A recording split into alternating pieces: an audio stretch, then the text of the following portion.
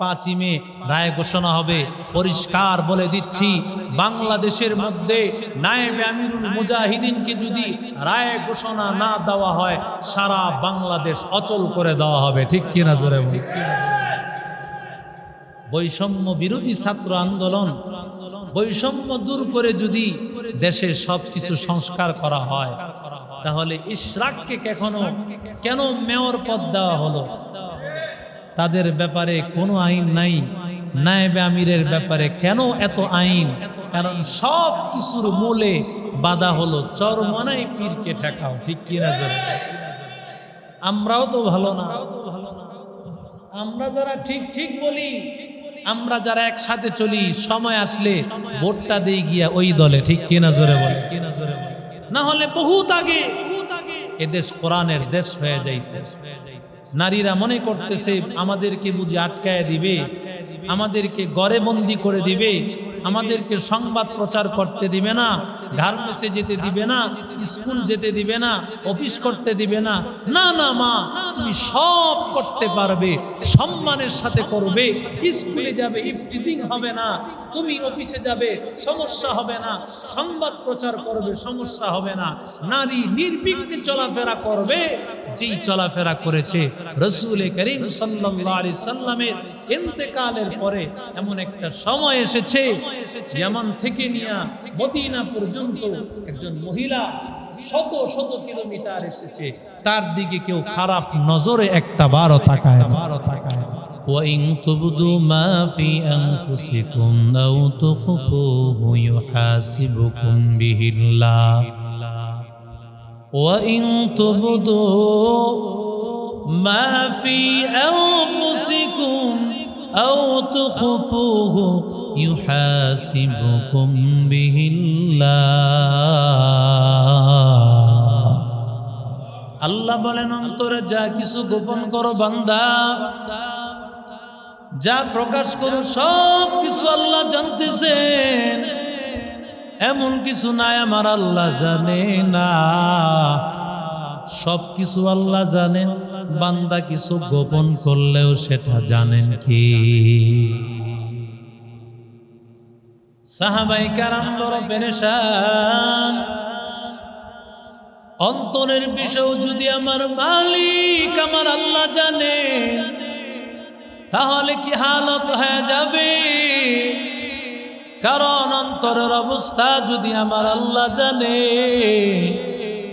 যে অন্তরে আমি কোনো কিছু গোপন রাখছি, এখনো প্রকাশ করি নাই, সেটার জন্য যদি আল্লাহ পাকড়াও করে দেন, তাহলে হাসরের ময়দানে আমার কি হালত হয়ে যাবে?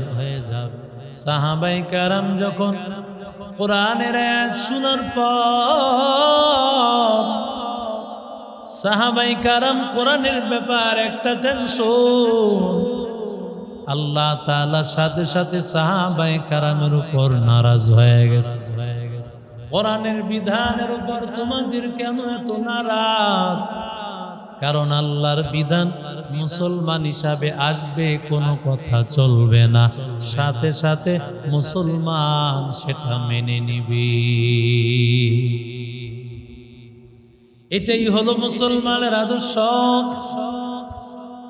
আল্লাহ যখন নারাজ হয়ে গেল রে যুবক, সাথে সাথে সাহাবায়ে কেরামেরা বলেন, ওয়াকালু সামি'না ওয়া আতা'না গুফরানাকা রাব্বানা ওয়া ইলাইকাল মাসীর। আল্লাহ, আমরা শুনলাম, আমরা মেনে নিলাম, আমাদেরকে আল্লাহ মাফ করে দাও। সবাই আল্লাহ তোমার প্রতি আল্লাহ আবার যেতেই হবে। আমরা সবাই তুমি একমাত্র আল্লাহর কাছে ফিরে যেতে হবে। কথা বলেন ঠিক কি? তাহলে আল্লাহর বিধান হলো, ও মুসলমান নারীদের দল, তোমরা তোমাদের সৌন্দর্যকে প্রকাশ করিও না। ওয়াকারনা ফি বুয়ুতিকুন্না ওয়ালা তাবাররাজনা তাবাররুজাল জাহিলিয়াতিল উলা। জাহিলি যুগের মতো প্রকাশ করিও না। ইউদনিনা আলাইহিন্না মিন জালাবিবিহিন্না, আল্লাহ বলে বান্দা না না, আমি আল্লাহ চাই না নারীদেরকে ঘরে বন্দি করে রাখবে। আমি আল্লাহ নারীদেরকে বন্দি করব না। শায়েখে চর্ম নাই, নায়েবে আমিরুল মুজাহিদিন, বরিশালের সিটি কর্পোরেশনের মেয়রের জন্য তিনি একটা সংবাদ মাধ্যম, সেখানে সংবাদ কর্মীরা আসিয়া হাজির। আল্লাহর বান্দা, দিলের মধ্যে আল্লাহর ভয়, সংবাদ মাধ্যম প্রচার করবে, কোনো বাধা নাই। পুরুষও করতে পারে, নারীও করতে পারে, তবে নারীরা যদি করে তাতে কোনো বাধা হবে না। বাধা এক জায়গায়, নারী তুমি সব জায়গায় আসবা, কিন্তু তোমার মুখটাকে ঢাকিয়া, হাতটাকে ঢাকিয়া, পর্দাবৃত করিয়া তুমি আসো, ঠিক কিনা? হুজুর বলেছেন নারী সংবাদ কর্মীরা এখানে থাকতে পারবে। উদ্দেশ্য কি এটা যে নারীকে হুজুর দেখতে পারে না? কথা বলেন। হুজুর যার কাছ থেকে জন্মগ্রহণ করেছেন তিনিও নারী, হুজুরের স্ত্রীও নারী, হুজুরের বোন নারী, হুজুরের মেয়ে সেও নারী। আল্লাহ তাআলা দুনিয়াটা সাজাইছেন তো নারী দিয়া। এক আদম ছাড়া, আদম দিয়া তো দুনিয়া সাজা নাই। আল্লাহ হাওয়া আলাইহিস সালামকে দিয়া দুনিয়া সাজাইছেন। নারীরা কোনো বাধার জিনিস নয়। মুসলমান সবচাইতে সম্মান আর মর্যাদা দান করেছে ইসলাম নারীদেরকে, ঠিক কিনা জোরে বলে? নারীরা মনে করতেছে মুসলমান বুঝি, ইসলাম বুঝি আমাদেরকে আটকায়া দিছে, ইসলাম বুঝি আমাদেরকে আটকায়া দিছে। এই জন্য গত কয়েকদিন আগে তো একজন বলেই ফেলছে যে বাংলাদেশে ইসলামী কোনো আইন ছিল না, ভবিষ্যতে হবেও না কোনো। নাউজুবিল্লাহ বলে, আরো জোরে বলেন। আগের চিন্তা করলে ভুল হবে। তুমি যদি সে আগের চিন্তায় থাকো ভুল হবে। মুসলমান জাগ্রত হয়েছে, সামান্য যেই ভেদাভেদ সবকিছু ইনশাআল্লাহ সময়ের ব্যবধানে দূর হয়ে যাবে, ঠিক কিনা জোরে বলেন। এই যে এখন গণজমায়েত হয়, সব ধরনের আলেম ওলামারা আসেন, এটা আপনি 5ই আগস্টের আগে দেখছেন কিনা আমার ইতিহাস মনে পড়ে না, ঠিক কিনা জোরে বলেন। হ্যাঁ, কিছু দূরত্ব যেটা আছে আমি আশাবাদী ইনশাআল্লাহ সেটাও দূর হয়ে যাবে, বাংলাদেশ ইসলামের দেশ হবে, ঠিক কিনা জোরে বলেন। ওই নারী সংবাদ কর্মী বলে হুজুর হয় নাই, আগামীকাল 5ই মে রায় ঘোষণা হবে। পরিষ্কার বলে দিচ্ছি, বাংলাদেশের মধ্যে নায়েবে আমিরুল মুজাহিদিনকে যদি রায় ঘোষণা না দেওয়া হয়, সারা বাংলাদেশ অচল করে দেওয়া হবে, ঠিক কিনা জোরে বলি। বৈষম্য বিরোধী ছাত্র আন্দোলন, বৈষম্য দূর করে যদি দেশে সবকিছু সংস্কার করা হয়, তাহলে ইশরাককে কেন মেয়র পদ দেওয়া হলো? তাদের ব্যাপারে কোনো আইন নাই। নায়েবে আমিরের ব্যাপারে কেন এত আইন? কারণ সব কিছুর মূলে বাধা হলো চরমনাই পীরকে ঠেকাও, ঠিক কিনা জোরে। আমরাও তো ভালো না, আমরা যারা ঠিক বলি, আমরা যারা একসাথে চলি, সময় আসলে ভোটটা দিয়ে গিয়া ওই দলে, ঠিক কিনা জোরে বলে। না হলে বহুত আগে এদেশ কোরআনের দেশ হয়ে যাইত।